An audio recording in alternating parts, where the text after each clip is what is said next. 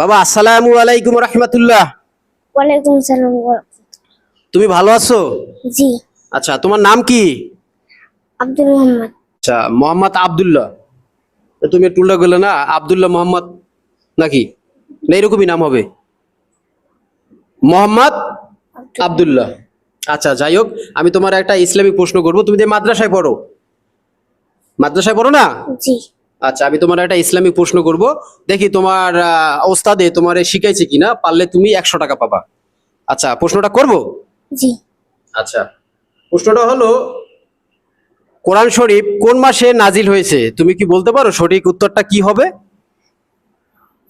রমজান মাসে। রমজান মাসে। মাশাল্লাহ মাশাল্লাহ।